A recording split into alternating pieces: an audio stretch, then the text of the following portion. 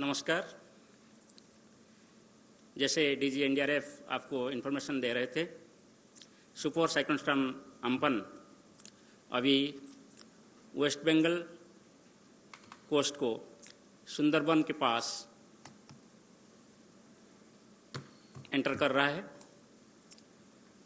और आप अभी जो लेटेस्ट सैटेलाइट पिक्चर है इसका एनिमेशन देखें। जैसे ही हमने अनुमान लगाए थे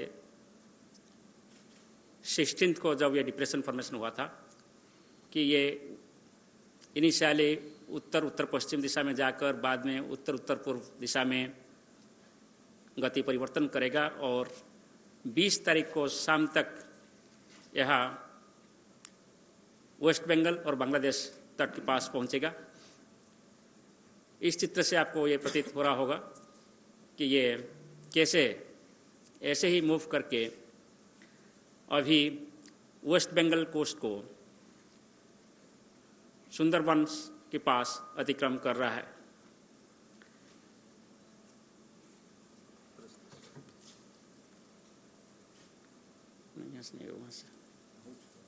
ओके, सो ये जो आप चित्र देख रहे हैं ये एक डॉप्लर रडार की इमेज है। इसमें आप देख रहे होंगे जो एक सर्कुलर स्ट्रक्चर दिखाई दे रहा है राइट साइड में, ये आई ऑफ द साइक्लोन है और इसके साथ जो लेफ्ट साइड में ज़्यादा रेडिश और येलोइश कलर दिखाई दे रहा है वो सभी डेंस कन्वेक्टिव क्लाउड्स होता है, इसके साथ बहुत बारिश होता है। तो ये जब साइक्लोन कल मूव हो रहा था, कल रात से इसका इम्पैक्ट उड़ीसा के ऊपर शुरू हो गया। तेज बारिश के साथ विंड स्पीड धीरे धीरे बढ़ने लगा और आज सुबह सबसे ज़्यादा विंड स्पीड 106 किलोमीटर प्रति घंटा रिकॉर्ड हुआ है उड़ीसा में, पारादीप में। बालासोर में अभी तक 91 kilometre per hour wind speed का रिकॉर्ड किया गया है। चांदबाली में 74 kilometre per hour wind speed measure किया गया है। सो इसको देखते हुए जो हमारा पूर्वानुमान था कि जब ये सुपर साइक्लोन ओडिशा तट के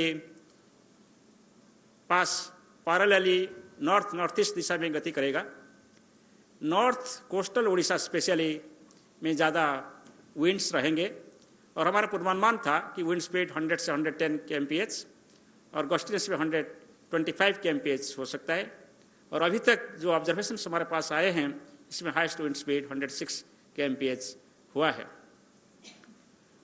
और हमारा भी ये पूर्वानुमान था कि उड़ीसा में heavy to very heavy rainfall होगा और ऐसे ही हुआ है। जो कोस्टल उड़ीसा का जो डिस्ट्रिक्ट्स जैसे बालासोर, भद्रक, केंद्रापड़ा, जगतसिंहपुर वगैरह डिस्ट्रिक्ट्स में भी heavy to very heavy rainfall past 24 hours में रिकॉर्ड किया गया है। जैसे ही आज ये साइक्लोन धीरे धीरे उत्तर उत्तर पूर्व दिशा में गति किया, इसका southern districts of Orissa clear हुआ और नॉर्दर्न डिस्ट्रिक्ट्स में धीरे धीरे विंड स्पीड बढ़ा और बारिश भी। ये जो आप इमेज देख रहे हैं ये अभी का फोरकास्ट है कि ये साइक्लोन अभी क्रॉस कर रहा है वेस्ट बंगाल बांग्लादेश तट को और दीघा और हाथिया आइलैंड के बीच में, और जो सुंदरबंस हम बोले थे वो सुंदरबंस के ऊपर ही ये जा रहे हैं। वो ये जाने के बाद फिर हमारा ये उम्मीद है कि सीधा नॉर्थ नॉर्थ ईस्ट दिशा में गति करेगा और आज शाम तक ये कोलकाता के आसपास आने का उम्मीद किया जा रहा है। इसके प्रभाव में आज शाम से साउथ एंड नॉर्थ 24 परगना और ईस्ट मिदनापुर में जो पहले से ज़्यादा असर होने के लिए हम उम्मीद किए थे और पूर्वानुमान किए थे, इसके साथ साथ हावड़ा, हुगली और कोलकाता में भी जो पूर्वानुमान किए थे वो भी होने वाला है। जब साउथ और नॉर्थ 24 परगना और ईस्ट मिदनापुर में अभी ऑलरेडी वेरी स्ट्रांग विंड शुरू हो गया है। रिपोर्ट मिल रहा है कि विंड स्पीड लगभग 160 kmph के आसपास वहाँ हो सकता है। हमारा उम्मीद ये है कि जब ये कलकत्ता के पास आएंगे वहाँ भी कलकत्ता, हुगली और हावड़ा वगैरह डिस्ट्रिक्ट्स में विंड स्पीड 110 से 120 और गस्टिनेस में 135 किलोमीटर प्रति घंटा हो सकता है। सो जैसे ये 106 किलोमीटर विंड स्पीड मैक्सिमम के साथ उड़ीसा में डैमेज किए हैं, इससे आप अनुमान लगा सकते हैं जब यहाँ विंड स्पीड हमारा अनुमान 155 to 165 kmph है और गस्टिनेस में 185 kmph है, तब यहाँ नुकसान क्या हो सकता है।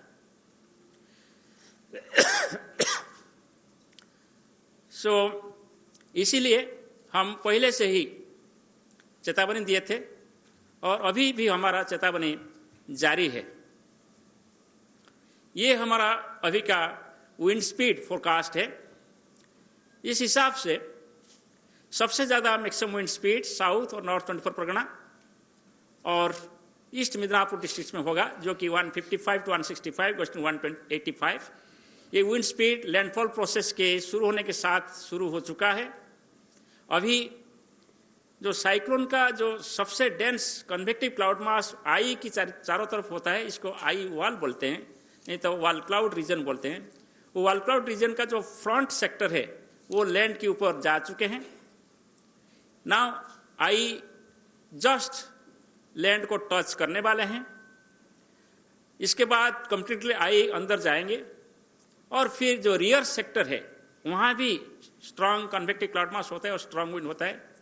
इसलिए वो जो एरिया है साउथ और नॉर्थ 24 परगना जहाँ आई पास कर रहा है, वो एरिया में अभी 2 बार, पहले फ्रंट सेक्टर की वजह से अभी जो स्ट्रांग विंड चल रहा है, हैवी डाउनपोर चल रहा है, सामयिक रूप से आधा घंटा के लिए बंद हो जाएगा। जब आई आ जाएंगे ये हो सकता है कि स्काई क्लियर हो जाएगा, विंड काम हो जाएगा, पर फिर आधा घंटे के बाद फिर तेजी से बारिश और विंड शुरू होगा।